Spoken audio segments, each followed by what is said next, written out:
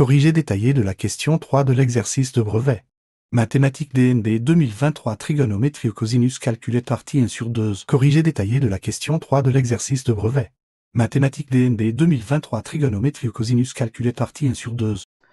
Nous allons corriger la question numéro 3 du deuxième exercice du brevet. Donc, il suffit simplement de lire qu'est-ce qui est demandé. Calculer la mesure de l'angle LNA et donnez-en une valeur approchée à l'unité près. Clairement, il va falloir faire intervenir de la trigonométrie. La première chose à préciser, c'est dans quel triangle on se place. Et ici, bien sûr, on va se placer dans le triangle ALN, car on a déjà toutes les mesures dans l'énoncé. On précise sur la copie, on se place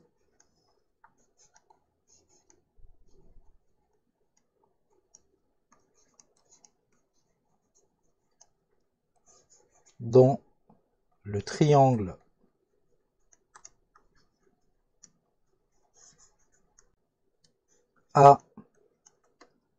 ALN rectangle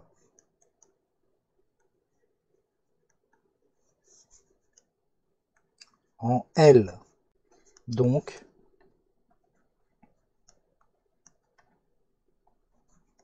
nous pouvons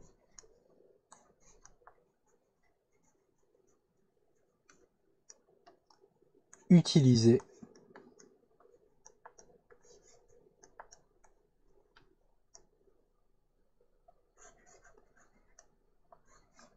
les formules de trigonométrie.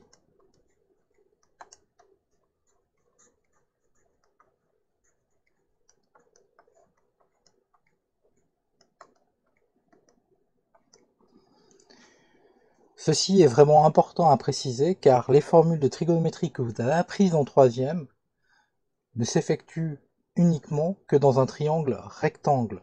Je ne dis pas qu'il n'y a pas de formule de trigonométrie dans d'autres triangles, ou même que vous avez vu certains exercices avec d'autres triangles, mais les formules que vous apprenez en troisième ne peuvent être utilisées que dans un triangle rectangle, et c'est pour cette raison que l'on doit le préciser.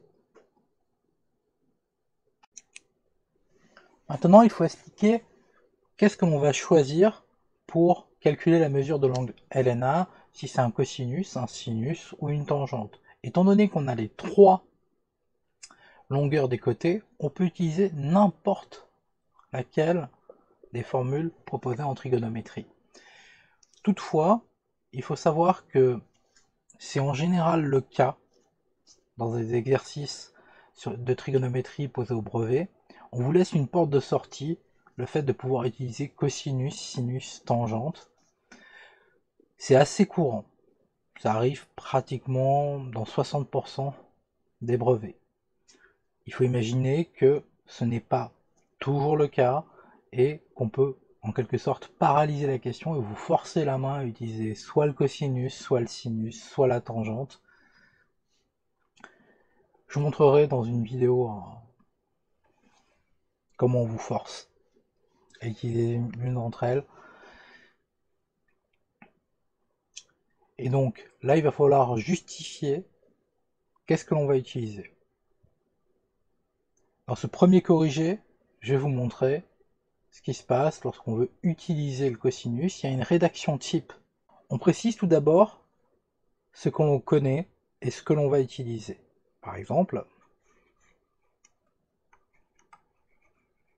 je connais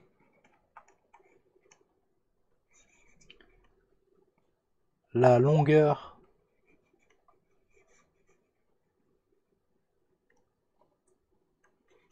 de l'hypoténuse.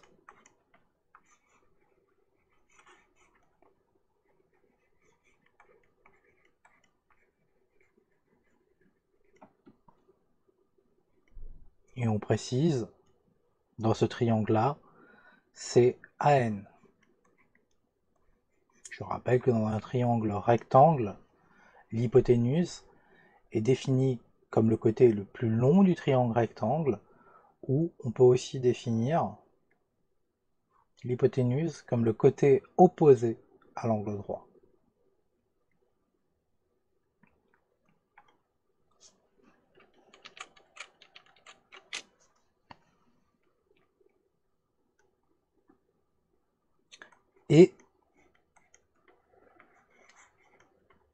je connais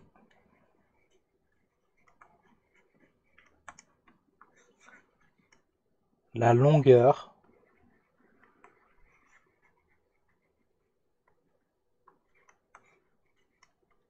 du côté adjacent. C'est sous-entendu, c'est adjacent à l'angle ANL. Et on va préciser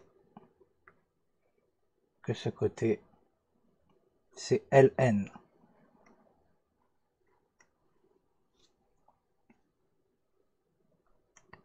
Pour rappel, comment on fait pour déterminer le côté adjacent?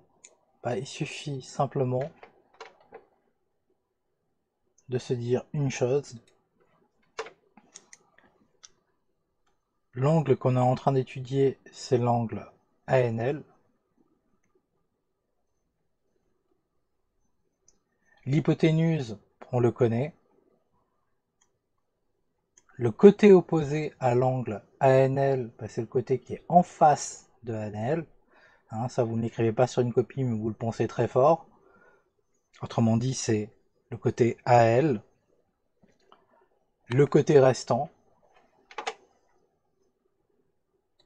étant donné que là, vous avez éliminé l'hypoténuse et le côté opposé, le côté restant s'appelle le côté adjacent. Et donc le côté adjacent à l'angle ANL et le côté LN. Une autre façon de réfléchir pour avoir le côté adjacent, si vous doutez, tout ce que je dis là, c'est dans votre tête. J'avais averti, vous n'êtes pas obligé de le préciser sur une copie.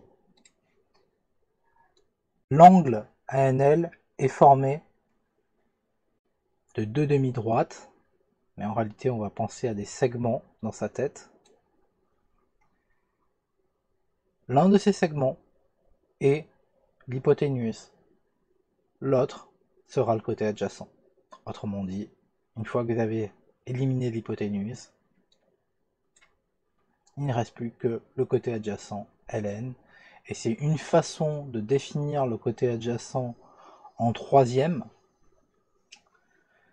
C'est littéralement le côté qui forme l'angle et qui n'est pas l'hypoténuse. Alors vous allez me dire, c'est une façon de le dire, attention, ce sont des abus de langage, ne l'écrivez pas sur une copie, mais vous pouvez le penser très fort.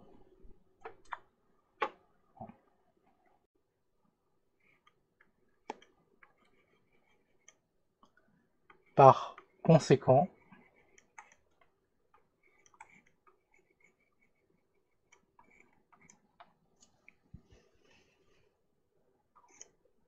on va utiliser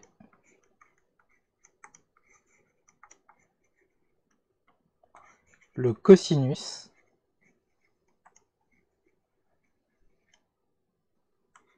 pour déterminer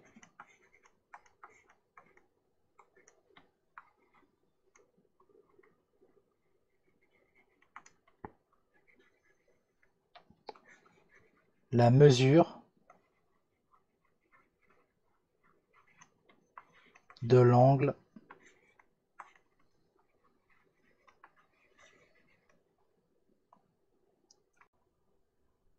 LNA.